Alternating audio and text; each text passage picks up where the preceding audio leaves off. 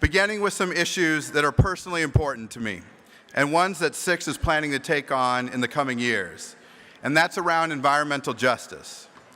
We heard the great news yesterday of Standing Rock.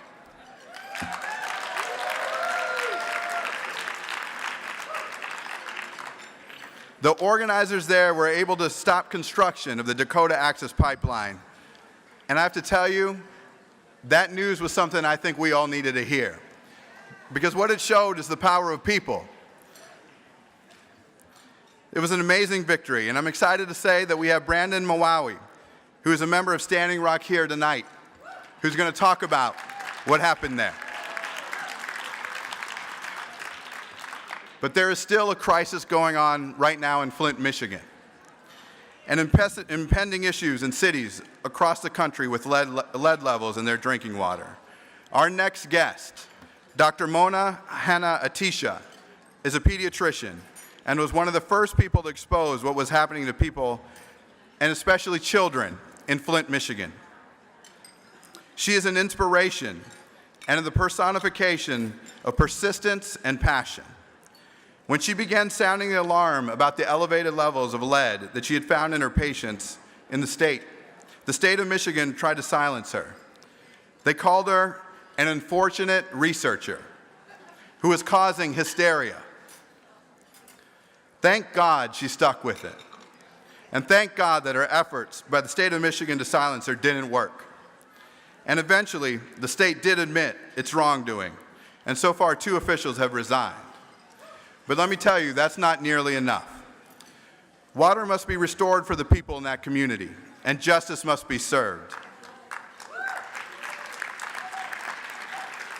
And I know, under the leadership of Dr. Mona, both will eventually happen.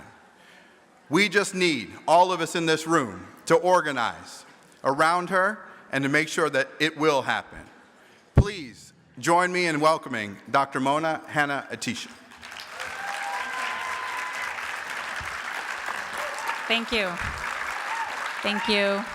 Thank you. Thank you. Thank you. Thank you. I haven't even said anything yet, so that was good. Thank you, guys. That was incredible. It is an absolute honor to be with you today, and thank you for the incredible work that you do throughout our country. I want to give a shout out to our Michigan delegation. Where are some Michigan folks? Yell. Woohoo! And I want to give a special big shout out to our state Senate Minority Leader Jim Ananick, who I don't think is here, but I think his staff person is here. Jim is born and raised Flint native. He has been a fighter for Flint. He supported me before I went public. He supported me when the state attacked me. He continues to fight day and night for Flint families. He is a true champion of Flint. So thank you, thank you, thank you. So when I accepted this invitation to come and speak with you today, I thought we would all be in a very celebratory mood, but I thought we would have elected the first woman president who had one of the most progressive agendas. I thought we would have had a wave election that turned many of our gerrymandered state legislatures over. I thought we would have had a progressive U.S. Senate. I thought I would, as a pediatrician, to be able to go through a wish list of what you can do in your states to promote children's health, to promote environmental justice, and to promote lead elimination. Not exactly. However, I think this Flint story is more important now than it ever was. The work that you are doing, that I am doing, is more important now than it ever was.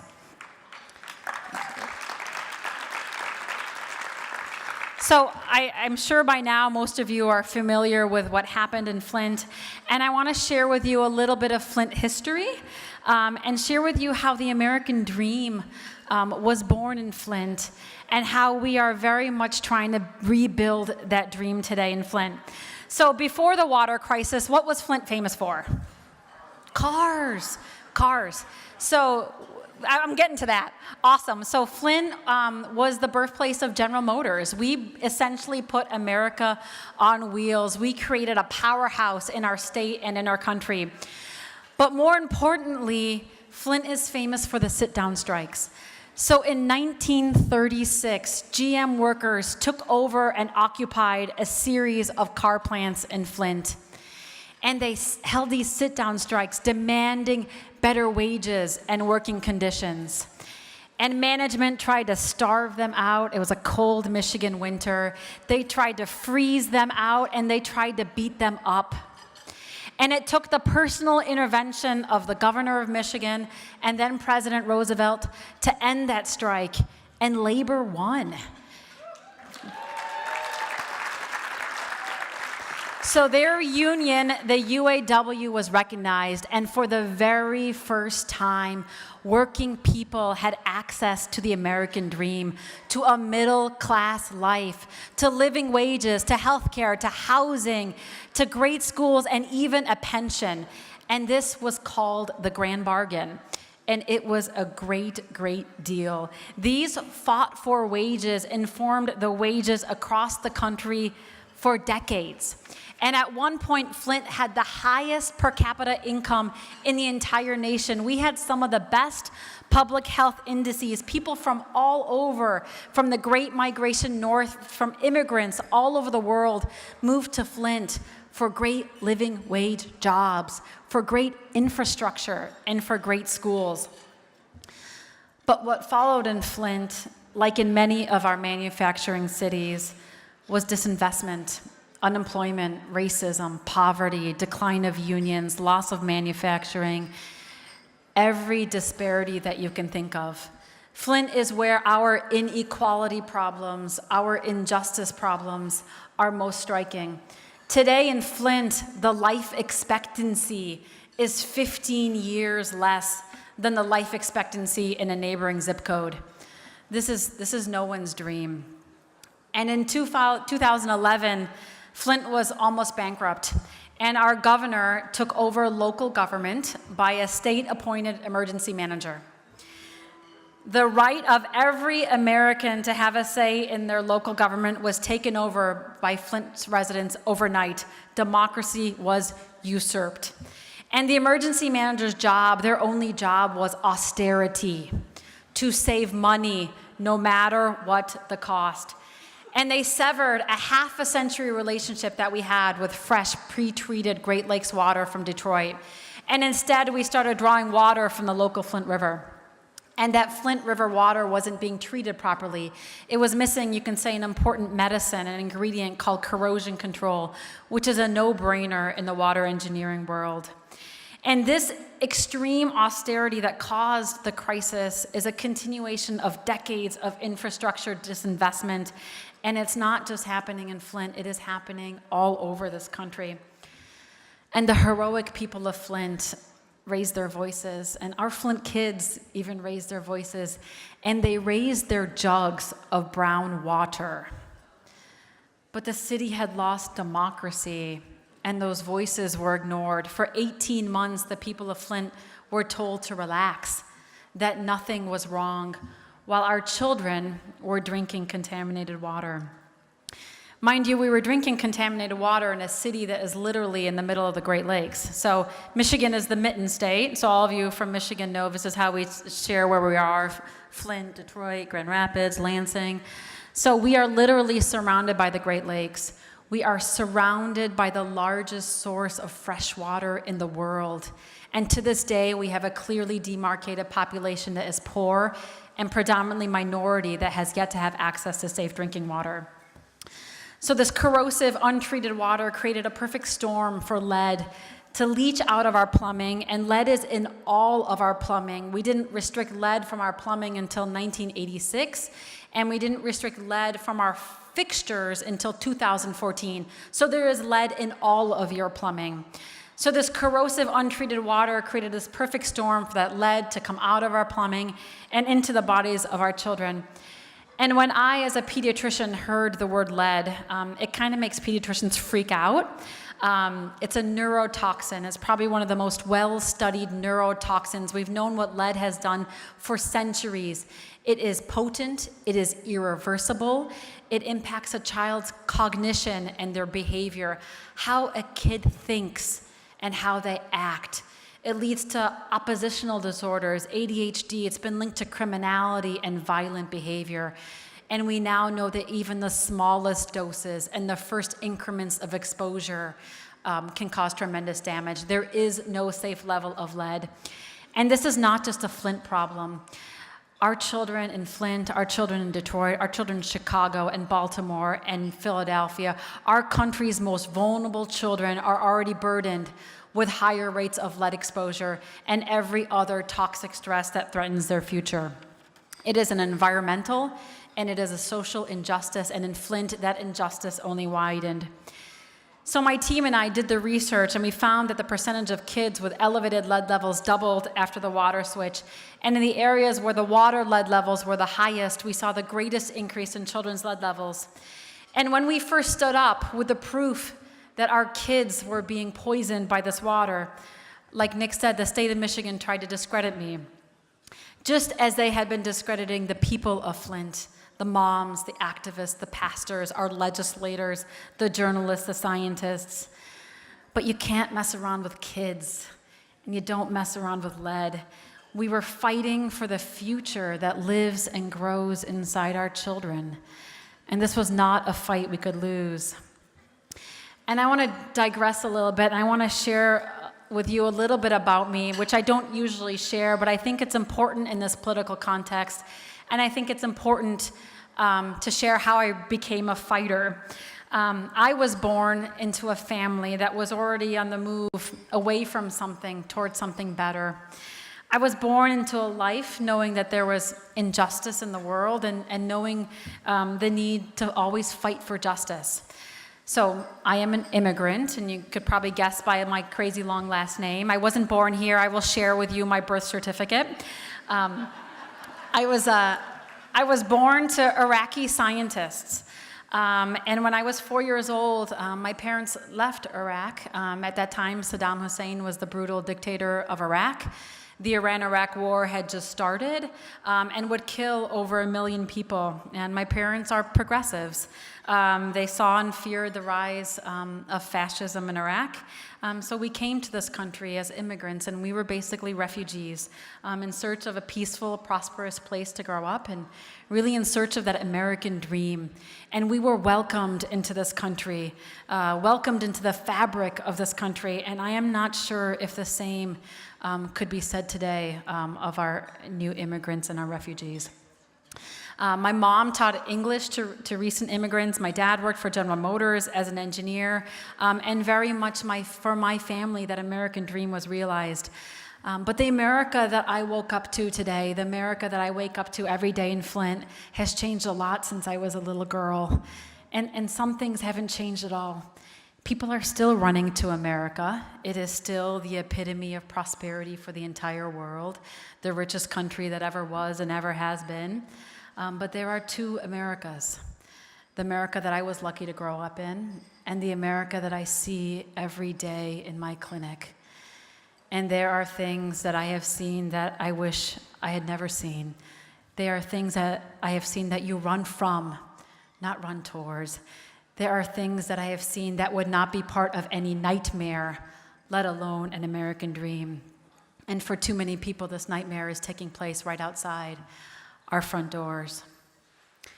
And from the moment that we proved lead was increasingly in the bodies of our children, our focus shifted to tomorrow, because there is no magic pill for lead.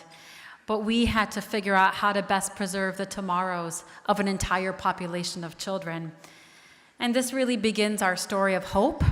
We are working very much towards hope. We are writing prescriptions for hope. We're trying to build a model public health program, wrapping our children with evidence-based interventions to promote their development, to mitigate the impact of their exposure. Things like family support, home visiting, early literacy, universal preschool, school health services, nutrition and healthcare access for all, investing in our kids, especially our youngest and our most vulnerable. And these are things that all of our kids need. So Frederick Douglass, an abolitionist over 150 years ago, said, "It's easier to build strong children than to repair broken men." And in a city that used to build strong cars, we are now building strong kids.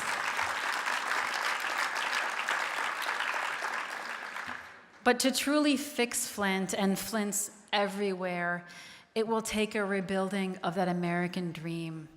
Because the most potent medication that we can prescribe is to lift our families out of poverty. And it is not just a labor issue nor an economic issue, it's a public health issue. It is an American dream issue. And absolutely. And in Michigan, we know that the manufacturing jobs are not all coming back, but we know that this new economy, an economy based on healthcare and education and recovery, must also be an economy that recreates that grand bargain between labor and capital, a renewed focus on living wage jobs that help us create economic prosperity, not just in Flint, but everywhere, because parents with living wage jobs is one of the most important things that we can do for our kids. This is a doctor's prescription here. And this is very much where Flint's struggle is your struggle, because there are towns like Flint everywhere, from the Rust Belt to the southern textile and furniture manufacturing towns to coal country and beyond, where children are waking up to that same nightmare. And when you are born into a situation stacked against you like poverty, every little thing, sometimes things as simple as a meal or clean water, like what is on your table, can be a fight. And that American dream can seem so out of reach. But that dream that was first born in Flint, and that dream that I was lucky to wake up to as an immigrant, is for everyone, not just a select few. And that dream is for the children of Flint and Detroit and Chicago and Baltimore. We owe it to them. And with the right tools and resources, it's within their reach. And as a pediatrician, I know that kids are resilient. They're growing, they're moving forward every day. But sometimes they need our voice and they need our strength to help them dream of a better tomorrow. And as legislators, we need your voice and your strength to ensure democracy and to ensure justice. Democracy has been a central issue to the Flint water crisis. When a governor takes away democracy to institute radical austerity, or when states make it more difficult for people to vote, or when legislators pick their voters instead of voters picking their representatives, that runs counter to the progressive currents of history. Expanding democracy for environmental decisions is also a central premise of environmental justice. The idea that all people, whether you are poor or brown, and especially the voice of children, must be in the room to decide whether there is an incinerator in their city, to decide how water is being treated, to decide whether fracking should be regulated, or to decide if a pipeline should be built on ancestral burial grounds.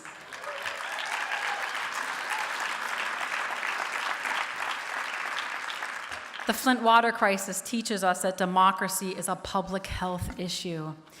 And when you hear a lawmaker talk about deregulation, I want you to think about Flint, because the rules that were already on the books were not enough. They were too weak, and the people in charge didn't believe in the power of government and emasculated the government so it wouldn't work.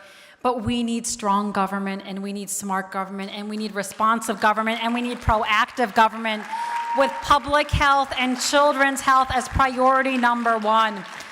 Government must keep us safe. Government is not and cannot be a business.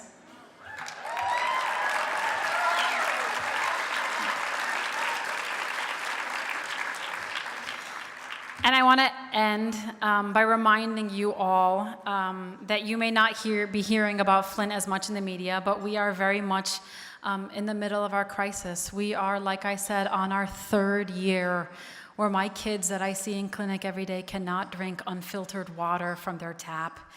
And we have yet to get money from Congress. So they're working on it supposedly this week, but Congress has yet to allocate any money for the Flint water crisis. And this is not like any other emergency or disaster that has struck our nation. This is something that we will have to be dealing with for years and decades to come, and we need the long-term resources to make sure that our kids turn out better than okay. But I also want to remind you that Flint is tough. We have incredible history and grit and resilience. And in 5, 10, 20 years, I hope to come back and share with you how we were able to proactively invest in our children, to share how our investment lifted our children out of poverty, to share how our investment helped begin a new grand bargain to rebuild the American dream that was first born in Flint. Thank you, guys.